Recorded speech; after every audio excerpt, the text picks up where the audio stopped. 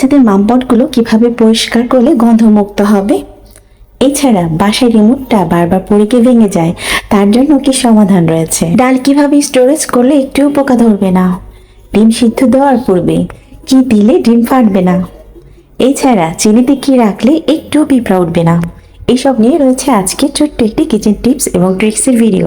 আসসালামু আলাইকুম, আমি আজমেরি। আশা রাখছি আপনারা সবাই ভালো আছেন। আলহামদুলিল্লাহ, আমিও ভালো আছি। আমরা গৃহিণীরা আমাদের সাংসারিক কাজগুলোকে অনেক সময় একঘেয়েমি ভেবে থাকি, তবে কিছু কিছু কিচেন টিপস জানা থাকলে কাজগুলো করতে যেমনটা সহজ হয় ঠিক তেমনটা কিন্তু আনন্দ পাওয়া যায়। তো চলুন সেই আনন্দের খোঁজে আরো কিছু কিচেন টিপস শেয়ার করছি। বাসায় এসি বা টিভি রিমোটগুলো, এই টাইপের ডিভাইসগুলো যে রিমোটগুলো রয়েছে সেগুলো ইচ্ছাকৃত অথবা অনিচ্ছাকৃত হাত থেকে পড়ে গিয়ে ভেঙে যায়। তো আমরা এভাবে একটু আবার দুই মাথায় লাগিয়ে নিতে পারি, এতে রিমোটটি পড়ে গেলেও ব্যালেন্স পাবে, আর এই যে ভেঙে যাওয়ার যে একটা সম্ভাবনা থাকে সেটা কিন্তু আর হবে না। বাচ্চাদের ব্যবহৃত পানির পট বা মামপটগুলো কিন্তু এক ধরনের গন্ধ হয়ে যায়, তো সেটা যেন না থাকে তার একটা ছোট্ট টিপস শেয়ার করছি।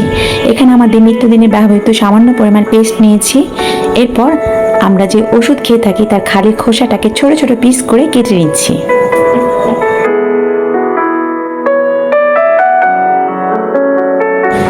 সামান্য কুসুম গরম পানি দিয়ে নিব।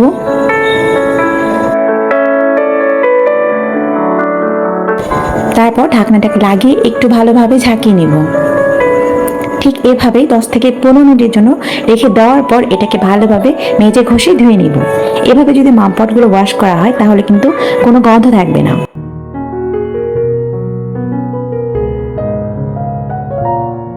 নানা ধরনের প্রোডাক্টগুলো যখন আমরা পারচেস করি তখন কিন্তু এই ধরনের শপার্সগুলো দোকানদাররা দিয়ে থাকেন, আর এই শপার্সগুলো সাংসারিক নানা কাজে কিন্তু ব্যবহার করা যায়। যেহেতু এই ব্যাগগুলো আমাদের নানা ধরনের কাজে লাগে, আর এগুলোকে যদি আমরা একটু অগোছানো রাখি তাহলে কিন্তু দেখতে বেশ খারাপ লাগে। তো আমরা খুব সুন্দর অর্গানাইজড এতে এগুলোকে একটু গুছিয়ে রাখতে পারি। ঠিক এভাবে গুছিয়ে রাখলে দেখা যায় এটা জায়গাটাও যেমনটা কম লাগে, আর আমরা এদিক ওদিক ছিটিয়ে রাখলে বেশ অগোছানো মনে হয়। এভাবে কিন্তু শপার্সগুলো গুছিয়ে আপনি বিছানার নিচে অথবা যে কোনো জায়গায় সুন্দরভাবে গুছিয়ে রাখতে পারেন। আমরা তো ডালে ভাতে বাঙালি, তো ডালটা আমাদের রান্নাঘরে প্রতিনিয়ত থাকে বা সেটা রান্না হয়ে থাকে। ডাল যেভাবে সংরক্ষণ করলে একটুও পোকা ধরবে না সেটি আপনাদের সঙ্গে শেয়ার করছি। আমরা যখনই ডাল সংরক্ষণ করব ঠিক এভাবে 4-5টা তেজপাতা দিয়ে দেব। তেজপাতার যে একটি স্ট্রং ফ্লেভার রয়েছে এটার কারণে কিন্তু এখানে কোনো ধরনের পোকামাকড়ের আক্রমণ হবে না। এভাবে ডাল সংরক্ষণ করলে দেখবেন অনেক দিন যাবত ভালো থাকবে। ডিম তো প্রোটিনযুক্ত খাবার, যেটা আমাদের খাদ্য তালিকায় প্রতিনিয়ত থাকলে খুবই ভালো। আর ডিম যখন আমরা সিদ্ধ দিয়ে থাকবো দেখা যায় অনেক সময় ডিমটা ফেটে যায়। ডিম সিদ্ধ দেওয়ার পূর্বে অবশ্যই একটু লবণ দিয়ে নেব। এর ফলে হবে কি, ডিমটা যেমন ফাটবে না। আমরা ডিমের খোসাটা যখন সিদ্ধ হওয়ার পর ছাড়িয়ে নেব অনায়াসে খোসাটা খুলে আসবে। তো আশা রাখছি ছোট্ট টিপসটি আপনাদের কাজে আসবে।